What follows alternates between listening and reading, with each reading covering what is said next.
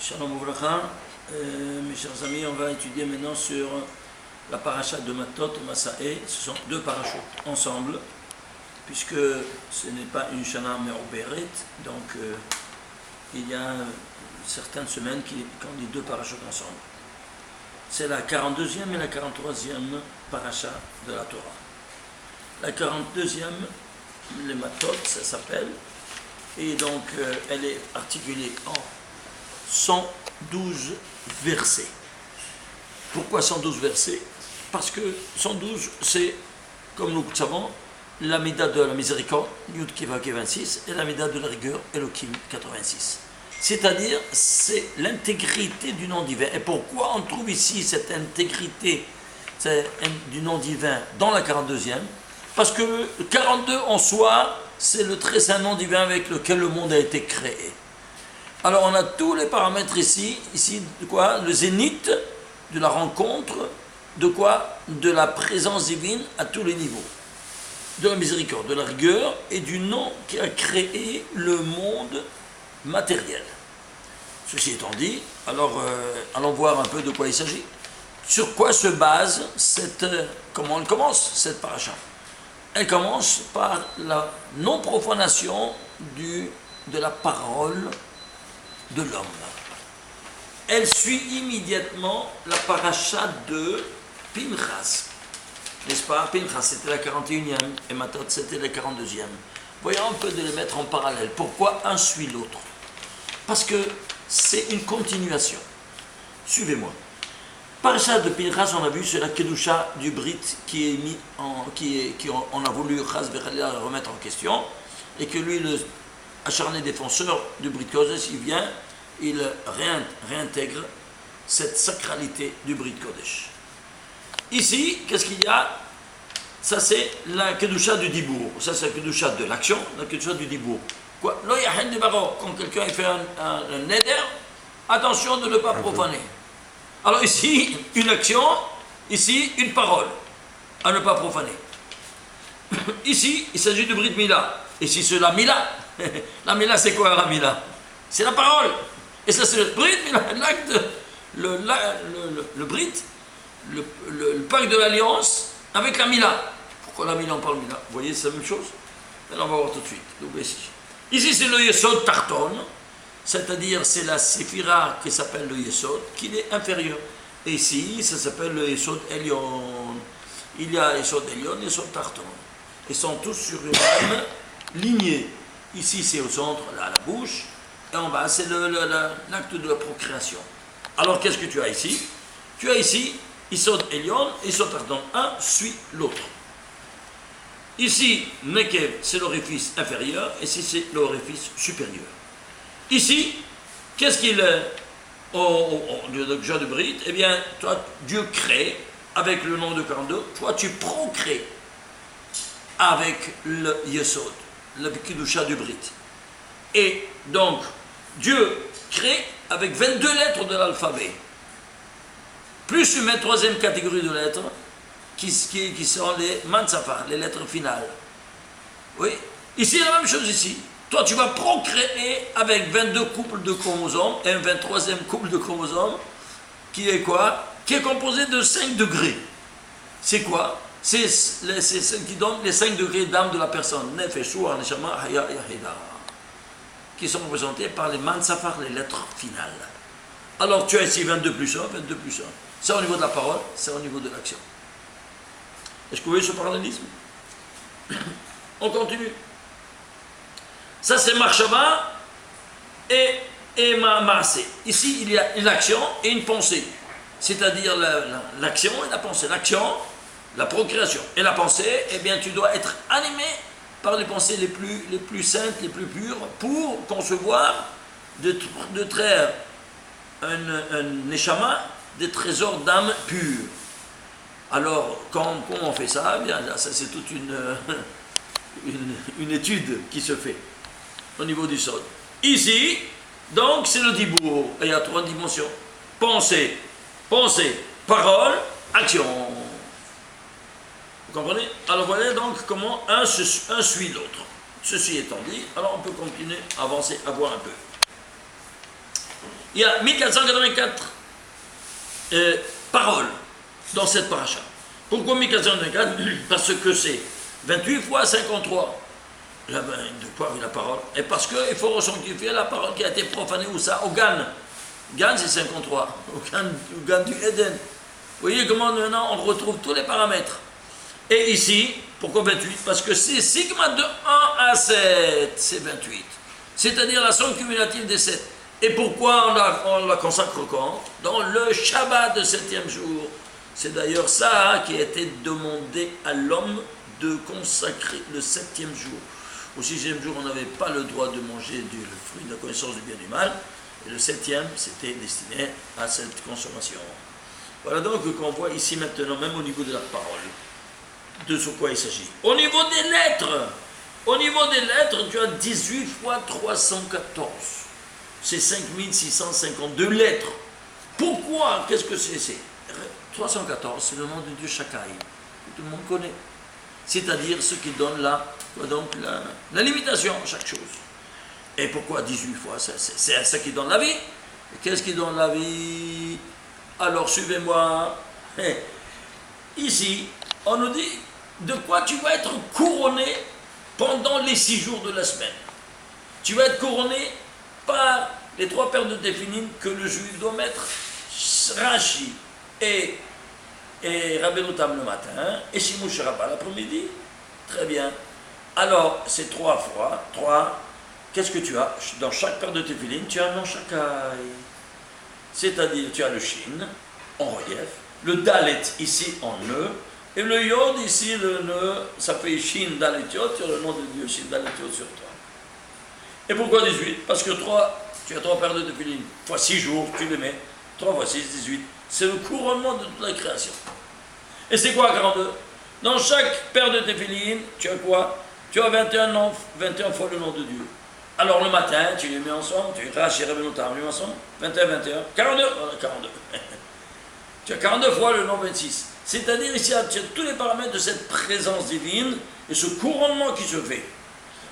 Alors ce nom de 42, il va nous accompagner tout le courant du Sidour, c'est-à-dire tout le courant du rituel compris, depuis qu'on se lève le matin jusqu'au terme.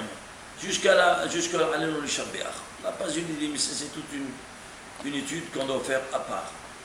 Alors, on avance. Ici, qu'est-ce qu'on voit? On voit ici que Hamatot, là, c'est le nom de la paracha. C'est 460, c'est 10 fois 46. C'est quoi 46? C'est la dimension cachée du Shem HaMeforash. Le nom de Dieu, 72, qui sortait de la bouche de Kohen Gadol à Yom Kippourim. Yud, Ke, Vav, Ke écrit en entier. La dimension dévoilée c'est 26, la dimension cachée c'est 46. Pourquoi 10 fois 46? Et parce que 10 fois 46 c'est quoi? C'est dans tous les 10 séphirotes. Et quelle différence entre le nom 26 et le nom 42? C'est le très savant divin Anna Bekoar que tout le monde connaît. Celui-ci il va créer le monde matériel. Golem, il fait un homme un golem. Et le nom 26, il va lui insouffler un souffle de vie. C'est pour cela que, si vous voulez voir, par exemple, une chose très simple, que tout le monde connaît, le Kriyat Shema, tu prends Al Malchut Shamaim, le joug de la royauté des cieux, tu recommandes Dieu qu'il est roi sur toi, sur cette terre, en disant le Shema. Prends le premier chapitre. Le premier chapitre, Ve'avta, jusqu'à Mishaler, il y a 42 mots. Alors, sur ces 42 mots, eh bien, allons voir comment il va créer. Il va nous créer à nous. Nous, on a tout le patrimoine génétique que nous transmettons à nos enfants, qui est renfermé par, comme on vient de dire, 23 couples de chromosomes. Prends le 23e mot de ce premier chapitre. Vedi Barta, Bam. Bam, c'est le 23e mot. Alors, combien ça vaut Bam? C'est 42. Alors, il a fait les lettres, c'est quoi? C'est un corps inanimé. Qu'est-ce qui va animer la lettre? La voyelle. La voyelle, c'est l'âme pour le corps. Et donc, on va voir maintenant, même les voyelles, quelle guimatria elles ont les voyelles. Alors, 42, c'est le corps.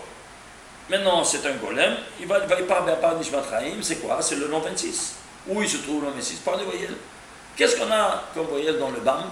On a un Kamatz qui vaut 16, ça c'est un Vav et ça c'est un Yod, ça fait 16. Et le Dagesh dans le Bet, ça fait 10, Dagesh et un Yod, ça fait 10, ça fait 26, le voilà. Alors comment tu fais? Fais le total. 42 plus 26, ça fait 68. Alors, il a la vie, parce que maintenant il a le corps et l'âme, il vit, comment on dit vie? Chaim, comment c'est Chaim 68. C'est ce qu'il fallait démontrer. Comme vous voyez, on démontre tout scientifiquement une fois qu'on a ces connaissances de Kabbalah.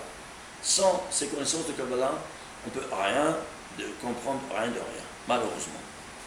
On avance. On va prendre maintenant quoi? 42. On va voir ici. Alors, ça c'est le 42. Alors ici, le Brit, le mot Brit Nimtsa dans combien? Dans 168 psukim. On a vu ça dans quoi? Dans la paracha de Pinchas, de précédente. Il y a 168 psukim dans la paracha de Pinchas, qui était un fervent défenseur de quoi? Du Brit Mila. Alors, Brit Mila, bête même, on a vu que c'est quoi? C'est 42, les initiales. Pourquoi? Parce que Dieu crée avec 42, avec le nom de Dieu 42, toi tu procrées avec le Brit Mila. Et alors, il y aura 168 versets, comme on l'avait vu.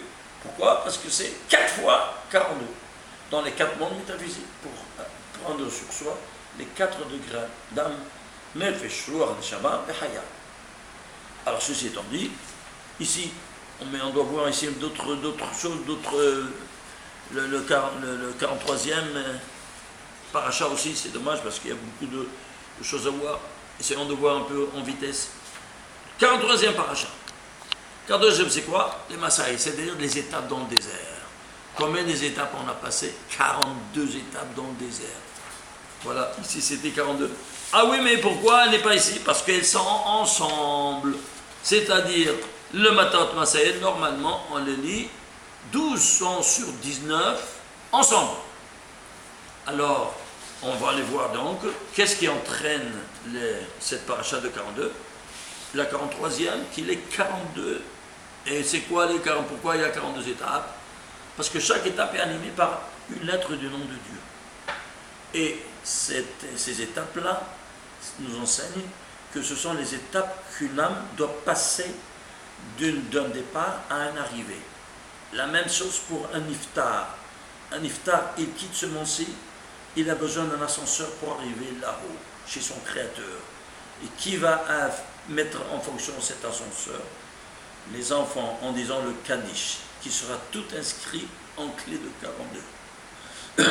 Alors, on pourra voir ceci, tout le Kaddish, il y a tout écrit en 42, c'est quelque chose de spectaculaire à voir ceci. Mais malheureusement, ça c'est tout un autre sujet de conférence. Ce que je peux vous dire ici, c'est quoi? C'est que cette 43e paracha, elle a 132 versets. C'est quoi 132? C'est 2 fois 66. Et c'est quoi 66? C'est sigma de 1 à 11 à 2 reprises.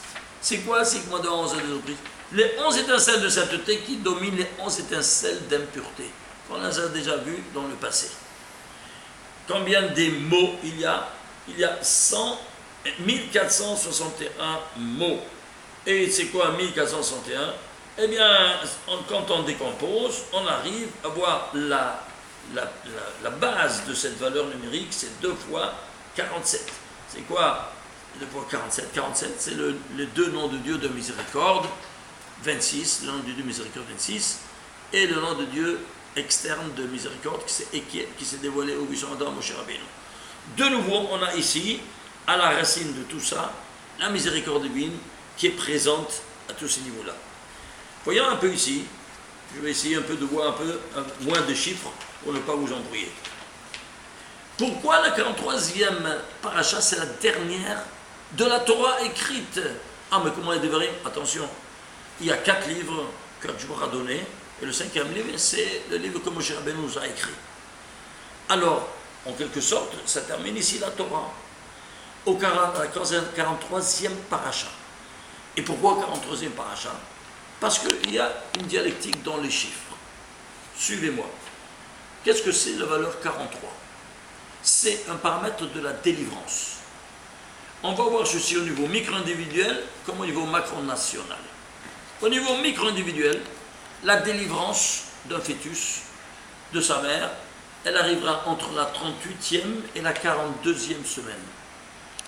Et dès que ça rentre en jeu, la 43e semaine, les œufs amniotiques se transforment en venin et donc ils mettent en danger et le gosse et la mère. Il s'impose immédiatement une césarienne la première journée de la 43e semaine, comme c'est connu par la médecine moderne. Alors 43 semaines, c'est le deadline. Ceci au niveau micro-individuel. Au niveau macro-national, on est sorti d'Égypte après un exil de combien? De 430 ans.